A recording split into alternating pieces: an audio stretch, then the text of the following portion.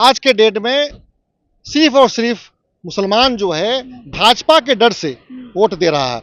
इनको अपने शिक्षा के लिए, स्वास्थ्य के लिए, रोजगार के लिए, बेरोजगारी हटाने के लिए, डेवलपमेंट के लिए, अपनी तरक्की के लिए ये कभी वोट नहीं दे। हिस्सेदारी देने की बात, मुसलमानों को 18% हिस्सेदारी, उसमें से वो हिस्सेदारी बिल्कुल नहीं दे रहे हैं। पॉलिटिकल हिस्सेदारी तो बिल्कुल नहीं है, सिर्फ और सिर्फ एक राजनीतिक बंधुआ मजदूर बना करके वोट बैंक के लिए जो है मुसलमानों को रखा। आपको लगता है कि जो MY समीकरण है राजद का, उसको तोड़ना इतना आसान होगा प्रशांत किशोर के लिए? क्योंकि कहीं ना कहीं वो कोर वोटर है राजद के, इतना आसान रहेगा? देखिए, आज जो है प्रशांत किशोर हज भवन में आए थे और वहाँ एक समारोह था जिसमें वो संबोधित करते हुए मुस्लिम समुदाय को कहते हैं कि आप मेरे पीछे मत लगिए, आप मुझे रहनुमा के तौर पर मत देखिए, आपका हक है और जो आपका हक है वो मैं आपको दूंगी। आपने सुना प्रशांत किशोर को, कितनी बातों से सहमत है आप उनके? देखिए, मैं प्रशांत किशोर जी के बातों से 100% सहमत हूँ, क्योंकि आज तक जो भी राजनीति, जो परंपरागत और ट्रेडिशनल राजनीति चल रही है, उसमें खासकर माइनॉरिटी और मुसलमान के लिए मैं कहना चाहता हूँ कि आज के डेट में सिर्फ और सिर्फ मुसलमान जो है भाजपा के डर से वोट दे रहा है। इनको अपने शिक्षा के लिए, स्वास्थ्य के लिए, रोजगार के लिए, बेरोजगारी हटाने के लिए, डेवलपमेंट के लिए, अपनी तरक्की के लिए ये कभी वोट नहीं दे रहे हैं। भाजपा के डर से सिर्फ और सिर्फ एक ही एजेंडा है, जो भाजपा को हराएगा उनको मुसलमान वोट दे देगा, चाहे वो कोई सा पार्टी हो। क्या वजह है, मतलब क्यों वजह है कि लोग जो है लोगों मुस्लिम समुदाय भाजपा अभी के डरते हैं? इसलिए कि अभी 2014 के बाद जैसे ही हम भाजपा सरकार केंद्र में आई, मोदी से गवर्नमेंट केंद्र में आई, उसके बाद मुसलमानों के ऊपर में एक तरह से जो बॉब लिंचिंग, उसके ऊपर एक तरह से उसके ऊपर घृणा, नफरत मेजोरिटी समाज के द्वारा, तो लोगों को लग रहा है कि ये कहीं ना कहीं जो ये भाजपा की साजिश है, जो मुसलमानों को पर इस तरह से उसके रहते हुए यहाँ पर हो रहा है।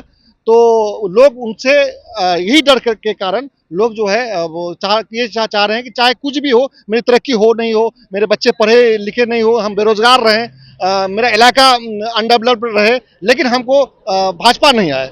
भाजपा नहीं, भाजपा किसी को वोट दे, हाँ, बस किसी को वोट दे देंगे। तो इसी के कारण जो है मुसलमान वोट दे रहा है। तो आपको क्या लगता है कि राजद तो कहती है खुद की वो MY की पार्टी है, रहनुमा है मुसलमानों की, तो फिर दूसरी तरफ ऑप्शन क्यों हम ढूंढे? देखिए, राजद जो है MY समीकरण के तौर पे आज तक जो है लगभग 30 साल से लगातार वोट ले रही है, लेकिन ग्राउंड में जो है, जहां पर आप देखिएगा हिस्सेदारी देने की बात, मुसलमानों को 18% हिस्सेदारी, उसमें से वो हिस्सेदारी बिल्कुल नहीं दे रहे हैं। पॉलिटिकल हिस्सेदारी तो बिल्कुल नहीं है, सिर्फ और सिर्फ एक राजनीतिक बंधुआ मजदूर बना करके वोट बैंक के लिए जो है मुसलमानों को रखा गया है राजद के द्वारा। तो आप जहां पर उनको हिस्सेदारी मिलनी चाहिए थी, आप देखिए कहीं पे अगर मुस्लिम कैंडिडेट को राजद खड़ा करता है, तो वहां पे यादव के द्वारा, जो यादव समाज है हमारे, कुछ तो वोट करते हैं, लेकिन मैक्सिमम वोट उसको नहीं करते हैं। वो फिर बीजेपी के विचारधारा के तहत बीजेपी को वोट करने लगते हैं। लेकिन जहां पे मुस्लिम का कैंडिडेट खड़ा, कोई यादव समाज का कैंडिडेट खड़ा हो, वहां पर सारा का सारा वोट जो है मुस्लिम समाज का उसको ट्रांसफर हो जाता है।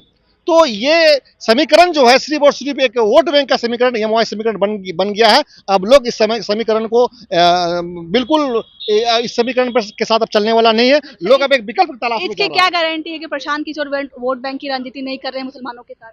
देखिए, अभी प्रशांत किशोर जी वोट नहीं मांग रहे हैं। अभी लोगों को एक जागरूकता, इनकी पार्टी 2 अक्टूबर को बनने वाली है, लेकिन इससे पहले ये अभी लोगों को, खासकर मुसलमानों माइनॉरिटी को एक समझा रहे हैं कि आप आज तक कभी भी किसी को किसी राजनीति, चाहे वो राजद का वोट बैंक बन के रहे, चाहे कांग्रेस का वोट बैंक बन के रहे, आपने अपने बच्चों के भविष्य के लिए कभी वोट नहीं दिया। आपने अपनी पढ़ाई के लिए, बच्चों की पढ़ाई के लिए, रोजगार। हो गए हमारे साथ जो यहाँ आए हुए थे, जिन्होंने प्रशांत किशोर को सुना। आप कहाँ से हैं सर? जी, मैं प्राणपुर विधानसभा कटिहार से हूँ। अच्छा, आप कटिहार से हैं। आप प्रशांत किशोर को आपने सुना, कितने संतुष्ट हुए, या कुछ सवाल थे जो करना था जो मौका नहीं मिला करने का? नहीं, प्रशांत किशोर को तो हम पिछले कई साल से उनका लगातार वीडियो के जरिए या उनसे कई मुलाकात भी हुई है, और हम समझते हैं बिहार के लिए अगर कोई सबसे बेहतरीन लीडर बिहार के बारे में कुछ सोच रहा है तो अभी प्रशांत किशोर जी से बेहतर कोई भी लीडर नहीं सोच रहा है। और जिसको हम लोग बिहार का सीएम चेहरा, और मैं तो ये कहूँगा कि फ्यूचर का हम लोग पीएम चेहरा है भारत का देख रहे हैं। फ्यूचर का पीएम चेहरा आप देख रहे हैं, क्या गारंटी है सर? क्योंकि कहीं ना कहीं प्रशांत किशोर भी वही कहते हुए नजर आ रहे हैं जो अन्य पार्टी के लोग कह रहे हैं, बड़े नेता कहते हैं कि आप जागिए, आप 18% है, वो भी सेम बात कह रहे थे। तो क्या इसका क्या गारंटी है कि वो नहीं करेंगे जो अन्य पार्टियां करती आई हैं?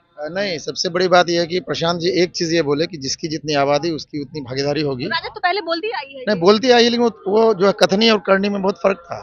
वहाँ पे सिर्फ वो बोलते थे, करते नहीं थे।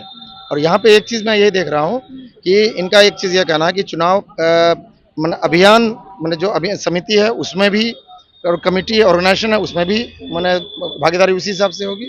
और टिकट के इसमें भी उतनी उतना ही परसेंटेज सभी को मिलेगा। तो इनके कथनी और करनी में इसलिए फ़र्क बेहतर है क्योंकि सभी पार्टियों को हम लोगों ने देख लिया।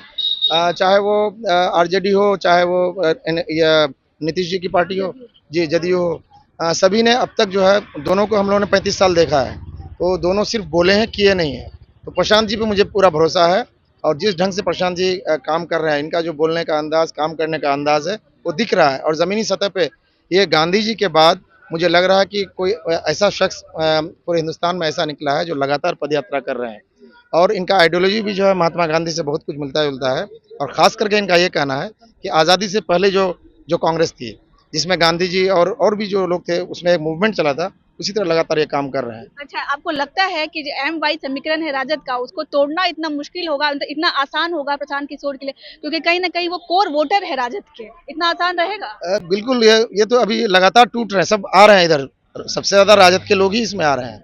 देखिए, हम इसमें एक चीज़ यही कहेंगे कि प्रशांत जी जात-पात की बात नहीं करते हैं, वो सभी को लेके चल रहे हैं। और हमको सभी पूरी पार्टियां दावा करती हैं ऐसा? नहीं करती है, लेकिन जो है प्रशांत जी में कुछ तो खास बात है। लोग इतने जल्दी इतने ज़्यादा अट्रैक्ट हो रहे हैं, कुछ तो बात है प्रशांत जी में। ऐसा तो नहीं है बातों के बादशाह हैं, जैसा उन्होंने बात कहा, कहीं ना कहीं डिप्लोमेटिक तरीके से वो बात कर रहे थे, घुमा घुमा करके आप ही लोग पर कह रहे थे। नहीं, बिल्कुल मैं एक चीज़ ये कहूँगा, वो बातों के बादशाह नहीं है।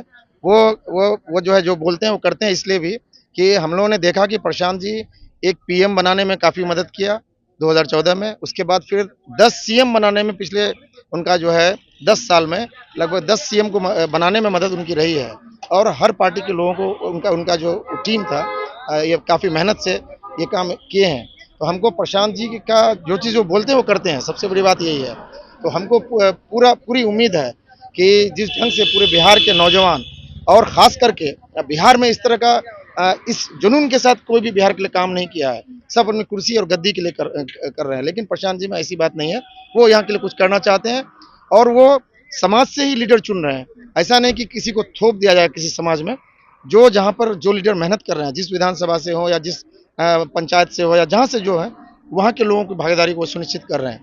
तो ये इस बात से लोग बहुत ज़्यादा जुड़ रहे हैं और इनकी कथनी और करनी में कोई फ़र्क नहीं है। उनकी कथनी और करनी में कोई फर्क नहीं है, प्रशांत किशोर पे भरोसा कर सकते हैं। वो अन्य पार्टियों की तरह सिर्फ बात जुमले नहीं करते, बात ही नहीं करते, वो काम भी करेंगे।